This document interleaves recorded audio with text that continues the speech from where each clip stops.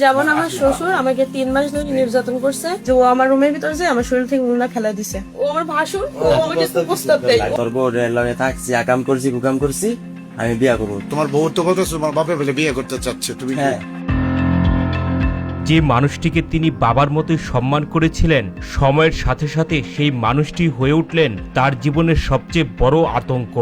একটি সংসার, একটি পরিবার, আর সেই পরিবারের আড়ালে লুকিয়ে থাকা ভয়ঙ্কর এক অভিযোগ, যা এখন নারায়ণগঞ্জ বন্দরের এলাকা জুড়ে সৃষ্টি করেছে তীব্র আলোড়ন। আমি যারা নির্যাতনের শিকার হয়েছি আমার শ্বশুরের কাছে।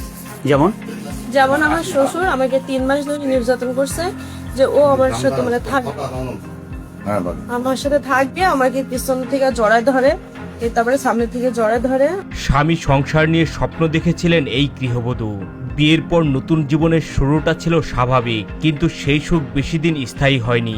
ভুক্তভোগী এই গৃহবধূর অভিযোগ, বিয়ের কিছুদিন পর থেকেই তার উপর কুদৃষ্টি পড়ে তার শ্বশুরের। তো আমি এটা আমার হাজবেন্ডকে জানাই যে আমি 3 মাস ধরে এরকম আব্বু আমার সাথে খারাপ আচরণ করে, ওর ভয়ে আমি বাইরে বের হতে পারি না। আমার হাজবেন্ড বলছে কি যে এটা তো প্রমাণ লাগবে, এটা প্রমাণ ছাড়া তো কাউকে বলতে পারবো না। পরে আমার হাজবেন্ড একদিন কিন্তু দেখছে যে ও আমার রুমের ভিতরে যে আমার শরীর থেকে উন্না ফেলা দিছে, এটা দেখছে, বোধহয় প্রতিবাদ করেনি। অভিযোগ রয়েছে, এক পর্যায়ে ওই শ্বশুর সরাসরি নিজের পুত্রবধূকে শারীরিক সম্পর্কে জড়ানোর প্রস্তাব দেন। জমি জমা ও সম্পদের লোভ দেখিয়ে ছেলেকে ছেড়ে দিয়ে তাকে বিয়ে করার কথাও বলেন বলে দাবি করেন এই নারী। আমাকে লোভ দেখাই, জমিন লোভ দেখাই, যে আমি জমি স্ত্রী করে দেবো, তুই আমার সাথে বিয়ে কর। ভাবুন একবার, যে সম্পর্কের কথা ছিল সম্মান আর নিরাপত্তা, সেই সম্পর্কই যদি হয়ে ওঠে ভয় আর নির্যাতনের কারণ, তাহলে একজন নারীর মানসিক অবস্থা কতটা ভেঙে পড়তে পারে। ভুক্তভোগীর দাবি, দিনের পর দিন তাকে মানসিক চাপে রাখা হয়, টানা কয়েক মাস ধরে চলতে থাকে নানা ধরনের হয়রানি। আপনার শ্বশুর আপনাকে ধর্ষণ চেষ্টা করেছে কিনা? চেষ্টা করছে। শুধু শ্বশুরই নয়, পরিবারের আরো একজন সদস্যের বিরুদ্ধেও গুরুতর অভিযোগ তোলেন তিনি। তার ভাষ্যমতে স্বামীর বড় ভাইও বিভিন্ন সময় তাকে দিতেন খারাপ প্রস্তাব।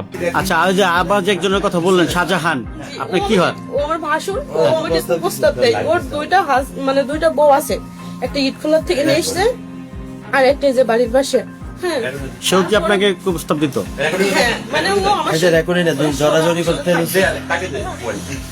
সাউন্ড এই যে দেখেন, রেকর্ড আছে, প্রমাণ আছে, সব কিছু। তবে ঘটনার সবচেয়ে চাঞ্চল্যকর অংশ সামনে আসে একটু পরেই। ভুক্তভোগীর দাবি, শ্বশুরের আপত্তিকর আচরণের কিছু ভিডিও তিনি নিজের মোবাইল ফোনে ধারণ করেন, আর সেই ভিডিও একসময় তিনি তার স্বামীকে দেখান। ভিডিও দেখার পর নাকি পুরো ঘটনার বাস্তবতা বুঝতে পারেন তার স্বামী। লাস্ট সেদিন আমাকে জড়ায় ধরছে, জড়ায় ধরে টাইম না আমার সাথে হেনস্থ করতেছে, আমার সাথে থাকবে। এই সময়তেই আমি মনে করেন ফোনে রেকর্ড করে নিছি।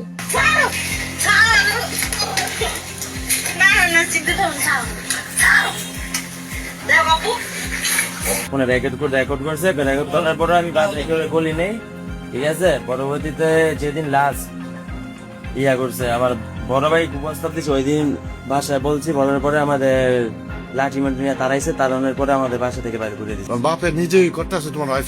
হ্যাঁ, আমার বাপে ডাইরেক্ট বলতেছে, কয়েকটি বিচার নালিশ বসাইলে বলবো যে বিয়া করবো। তোমার বউ তো কথা তোমার বাপে বলে বিয়ে করতে চাচ্ছে, তুমি কি? হ্যাঁ, এটা তো বিয়ে তো করছে, সেটা ফোনে বলছে। কিন্তু অভিযোগ এখানেই থেমে থাকেনি।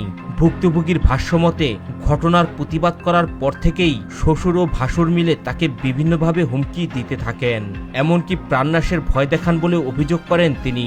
আর আমাকে ও তারছে মারবে, আমার শ্বশুর আর যে এই শাহজাহান।